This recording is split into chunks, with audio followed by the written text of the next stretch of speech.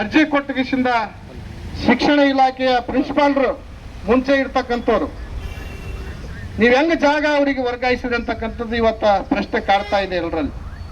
ನಾಳೆ ಮತ್ತೊಬ್ರು ಬಂದು ನಾನಿನ್ನು ಒಳ್ಳೆ ಒಂದು ತರಬೇತಿ ಕೇಂದ್ರ ಮಾಡ್ತೀನಿ, ನನಗೊಂದು 4 ಎಕರೆ ಜಾಗ ಕೊಡ್ರಿ ಅಂತ ಹೇಳಿ ಕೊಟ್ರೆ, ಅರ್ಜಿ ಕೊಟ್ರೆ ನೀವು ಕೊಡ್ತಾರೆ? ಕೊಡ್ಬೇಕಾಗ್ತದ. ನಾವೊಬ್ಬರಲ್ಲ, ಮತ್ತೆ ಇನ್ನೊಬ್ರು ಬರ್ತಾರ. ನಾಳೆ ಮತ್ತೊಂದು ಕಟ್ಟಡವನ್ನು ಕಟ್ತೀನಿ, ಇಲ್ಲೆಲ್ಲ 83 ಎಕರೆ ಜಾಗ ಅದ, ನನಗೂ ಕೂಡ ಒಂದು ಅರ್ಜಿ ಕೊಡ್ತೀವಿ, ಅವಾಗ ನೀವು ನನಗೊಂದು 2 ಎಕರೆ ಜಾಗ ಕೊಡ್ರಿ ಅಂತ ಹೇಳಿ ಕೇಳ್ತಾರೆ. ನೀವೆಲ್ಲರೂ ಕೂಡ ಶಿಕ್ಷಣಕ್ಕಾಗಿ ಗೌರವ ಇದ್ದರೆ ಈ ಕ್ಷೇತ್ರದ ಈ ತಾಲೂಕಿನ ಬಡ ವಿದ್ಯಾರ್ಥಿಗಳ ಮೇಲೆ ತಮಗೇನಾದರೂ ಗೌರವ ಇದ್ದರೆ ಅವರನ್ನು ಉನ್ನತ ಮಟ್ಟಕ್ಕೆ ತಾವು ಶಿಕ್ಷಣ ಒದಗಿಸಬೇಕಾಗಿತ್ತಂದ್ರೆ ಈ ಜಾಗದಲ್ಲಿ ಈ ಒಂದು ಪ್ರಜಾಸೌಧ ಕಟ್ಟಡವನ್ನು ಕೈಬಿಟ್ಟು ಈ ವೇದಿಕೆಗೆ ಬಂದು ತಾವು ಹೇಳಿ ಈ ಒಂದು ಕಟ್ಟಡವನ್ನ ಏನು ನಮ್ಮ ಹಳಿಸಾಗರ ಗೌಡರು ಈ ಜಾಗವನ್ನ ಈ ಭಾಗದ ಈ ಕ್ಷೇತ್ರದ ಜನರಿಗಾಗಿ ಸುಮಾರು 10-15 ಎಕರೆ ಜಾಗವನ್ನ ಇವತ್ತ ಕೊಟ್ಟಿದ್ದಾರೆ.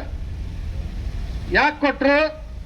ಒಂದು ಒಳ್ಳೆ ಕಟ್ಟಡ ಆಗಲಿ, ತಾಲೂಕು ಆಡಳಿತ ಸುಧಾರಣೆ ಆಗಲಿ, ಈ ಭಾಗದ ಜನರಿಗೆ ಎಲ್ಲ ಅನುಕೂಲತೆಗಳಾಗಲಿ ಅಂತೇಳಿ ಹಳಿಸಾಗರ ಸಂಗನಗೌಡರು ಪುಣ್ಯಾತ್ಮ ಇವತ್ತು 10-15 ಎಕರೆ ಇವತ್ತು PWD ಆಫೀಸ್ ಇರ್ಬೋದು, ಇವತ್ತು PWD ಕಟ್ಟಡಗಳು, ಇವತ್ತು ಅಲ್ಲಿ ಮನೆಗಳಿರ್ಬೋದು, ಇವತ್ತು ಹಳೆ ತಹಸೀಲ್ ಇರ್ಬೋದು, ಆ ತಹಸೀಲ್ದಲ್ಲಿ ಕೂಡ ಇವತ್ತೇನದ ಸಾಕಷ್ಟು ಜಾಗ ಅದ.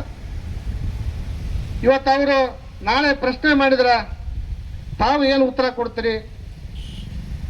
ನಾವು ಕೊಟ್ಟಿರ್ತಕ್ಕಂಥ ಜಾಗ ಈ ಒಂದು ತಾಲೂಕಾ ಕಚೇರಿ ನಿರ್ಮಿಸಿ ಜನರಿಗೆ ಅನುಕೂಲ ಆಗಲಿ ಅಂತೇಳಿ ಕೊಟ್ಟಿದ್ದೀವಿ.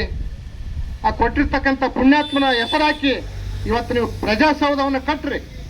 ಇವತ್ತು ಯಾರು ಜಾಗವನ್ನು ಕೊಟ್ರ ಆ ಜಾಗದ ಮಾಲೀಕರ ಭೂದಾನಿಗಳಂತೇಳಿ ಇವತ್ತು ಹಳಿಸಾಗರ ಗೌಡ್ರ ಹೆಸರಾಕಿ ನೀವೇನದ ಅಲ್ಲಿ ಒಂದು ಪ್ರಜಾಸೌಧ ಕಟ್ಟಿದ್ರೆ ಅದಲ್ಲಿ ನಿಜವಾಗಿ ಕೂಡ ತಾವು ಜನನಾಯಕರು ಅಂತೇಳಿ ಇವತ್ತ ಜನಪ್ರತಿನಿಧಿಗಳಂತೇಳಿ ನೀವು ಸಚಿವರಂತೇಳಿ ಶಾಸಕರಂತೇಳಿ ಇವತ್ತು ಅನಿಸ್ಕೊಳ್ಳಕ್ಕೆ ಸಾಧ್ಯ ಆಗ್ತದ.